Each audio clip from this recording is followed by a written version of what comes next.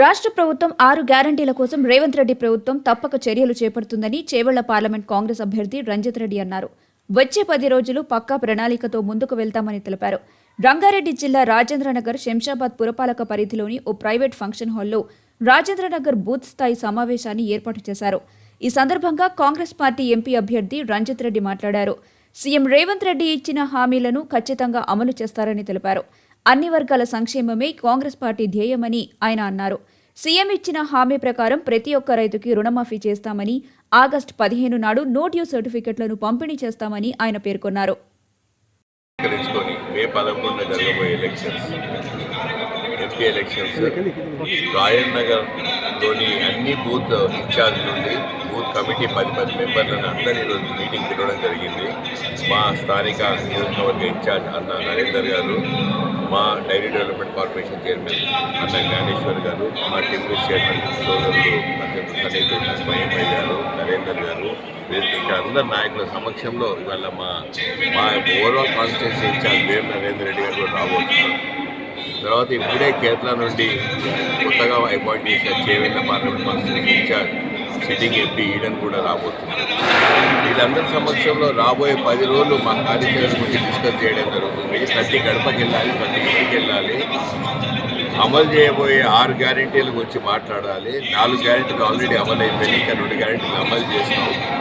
ఎక్కడైతే రైతులు ఉంటారో రైతులకు బలంగా చెప్పాల్సింది ఏంటంటే ఆగస్టు 15 డెడ్లైన్ ఒక ముఖ్యమంత్రిగా రేవంత్ రెడ్డి గారు దేవుని ప్రమాణం చేసి చెప్పగలిగే అంత గట్టిగా నమ్మకంతో ధైర్యంతో చెప్పే ముఖ్యమంత్రి మాట నమ్మాలని చెప్పి ఆగస్టు 15 అంటే ఆగస్టు 16 కూడా కాదు, ఆగస్టు 15 కన్నా ప్రతి ఒక్కరికి రోడ్డు సర్టిఫికేట్ వస్తుందని చెప్పి ఈ విషయాలు చెప్తూ మొన్ననే కాంగ్రెస్ పార్టీ చేవెళ్ల గడ్డ మీద తుక్కుగూడ మీద నేషనల్ మేనిఫెస్టో రిలీజ్ చేశారు.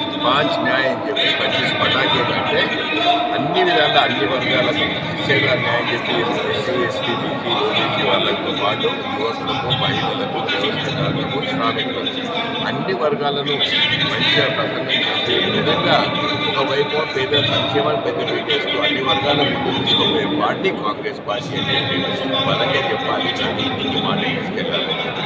మొన్ననే రేవంత్ రెడ్డి 6 గ్యారెంటీలలో ప్రతి మహిళా సోదరులకు ఉచిత బస్సు ఇచ్చారు. తర్వాత 10 లక్షల రూపాయలు వైద్య పరంగా సహాయం చేస్తాయని చెప్పారు. 500 రూపాయలు సిలిండర్ పెట్టారు. అక్కడ 4,000 కూడా 2,500. దీనికి తోడు ఇవాళ రాహుల్ గాంధీ గారి మేనిఫెస్టోలో ప్రతి మహిళకు 1,00,000 రూపాయలు అడుగుతున్నారు. ప్రతి మహిళకు 1,00,000 రూపాయలు, యువకులకు 1,00,000 రూపాయలు. అంటే ఇవన్నీ కలయికతో ఏమవుతుంది, రాబోయే రోజుల్లో యువకులు, మహిళలు, రైతులు, శ్రామికులు అందరు ప్రతి ఒక్కరు కాంగ్రెస్ పార్టీ వైపు నడుస్తున్నారు.